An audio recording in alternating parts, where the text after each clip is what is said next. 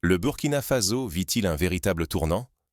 Depuis septembre 2022, le capitaine Ibrahim Traoré conduit le pays avec une priorité: restaurer la sécurité, coûte que coûte.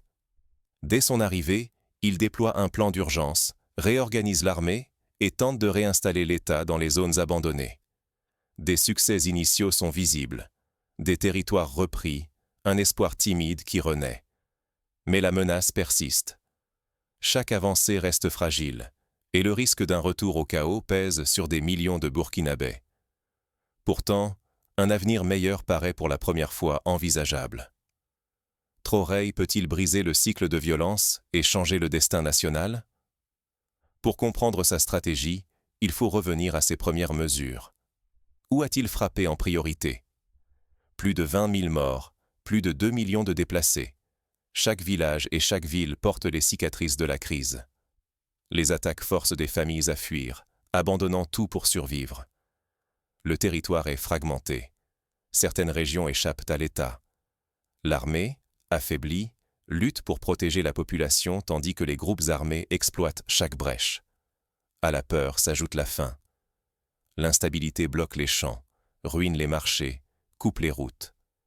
Des milliers de familles sombrent dans la précarité, sans perspective. Le Burkina Faso frôle l'effondrement. Accepter la situation actuelle, c'est risquer la disparition de l'État.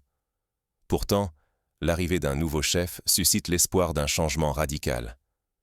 Traoré s'appuie sur 3 piliers: sécurité, autonomie, unité nationale. Face à la crise, il réforme l'armée, encourage le dialogue avec les populations et renforce la puissance militaire. Son ambition: reprendre l'initiative sur tous les fronts.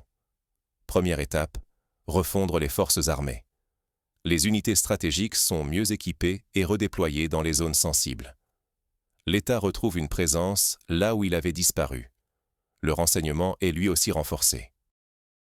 Les services collaborent davantage, adoptent de nouvelles méthodes de surveillance. Prévenir plutôt que subir devient la priorité. Mais l'action ne se limite pas à la force. Traoré dialogue avec les communautés, écoute leurs peurs, encourage leur participation. Les populations deviennent partenaires de leur propre sécurité. Ce pari repose sur la loyauté militaire, l'efficacité du renseignement et la confiance retrouvée. Un échec et la survie même du pays serait menacée. Mais la sécurité n'est qu'un volet du défi. Traoré s'attaque aussi à la souveraineté économique. Des blindés venus de Chine, la première raffinerie d'or nationale, et un objectif: l'autonomie. Sous Traoré, le Burkina Faso reprend les rênes de son avenir. Premier jalon: la réception d'équipements militaires avancés.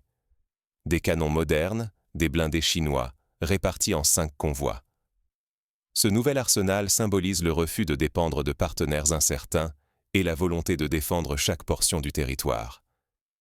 Pour transformer ces moyens en victoire, Traoré crée une brigade d'intervention rapide, fusionnant forces spéciales et unités d'élite. Sa mission: reconquérir les zones perdues, restaurer la sécurité et rassurer les déplacés. Mais l'autonomie ne concerne pas que l'armée.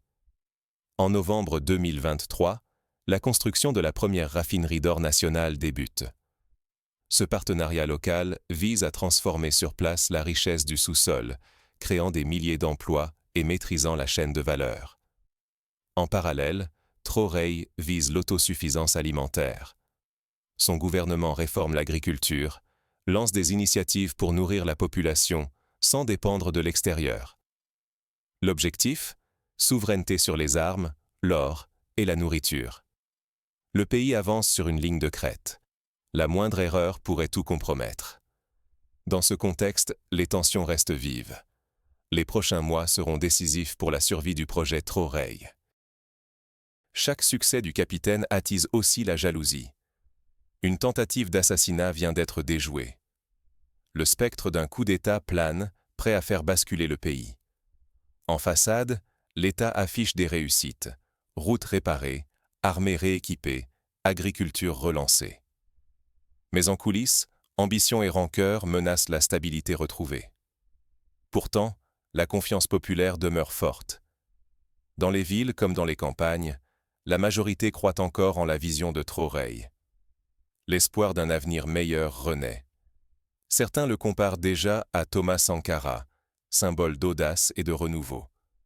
Cependant, chaque avancée s'accompagne de nouveaux risques. L'équilibre reste précaire. Tout peut basculer à tout moment, entre espoir collectif et menaces constantes. Désormais, tous attendent la prochaine décision du capitaine. Saura-t-il consolider cette stabilité naissante?